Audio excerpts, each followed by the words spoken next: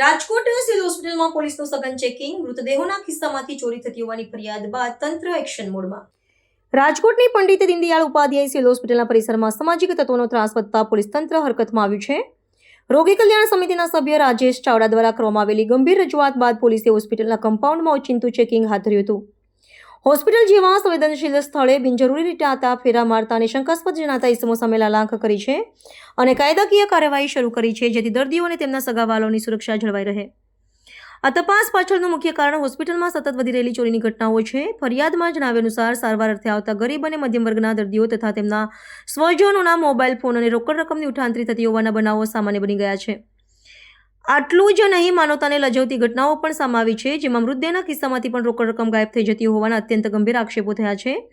રાત્રિના સમયે હોસ્પિટલ પરિસરમાં સામાજિક તત્વોનો જમાવડો રહેતો હોવાથી આ પ્રકારના ગુનાખોરીના બનાવોને વેગ મળતો હોવાનું મનાય છે।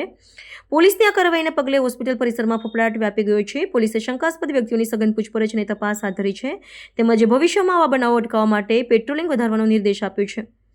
હોસ્પિટલ પ્રશાસન અને પોલીસ વિભાગ દ્વારા સંયુક્ત રીતે સુરક્ષા વ્યવસ્થાને વધુ કડક બનાવવા માટેની તજવીજ હાથ ધરવામાં આવી છે। મૃતદેહો સાથે થતી ચોરી જેવી વિકૃત ઘટનાઓને ડામવા માટે તંત્ર દ્વારા કડક પગલાં લેવામાં આવશે તેવી ખાતરી આપવામાં આવી છે। રાજેશ ચાવડા, રાજકોટ રોગી કલ્યાણ સમિતિના સભ્ય।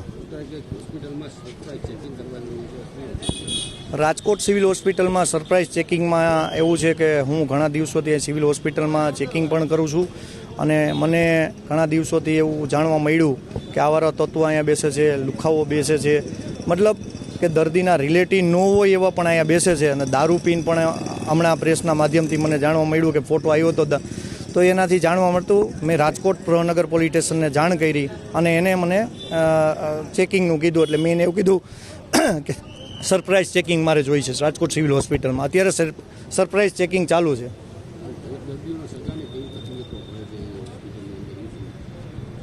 રાજકોટ સિવિલ હોસ્પિટલમાં જે દર્દીના સગા જે બાણે બેસે છે તેને પણ દર્દીના સગા હોય એને જ એના સિવાય કોઈ બીજા બેઠા હોય તો એને બાણે કાઢવામાં આવશે।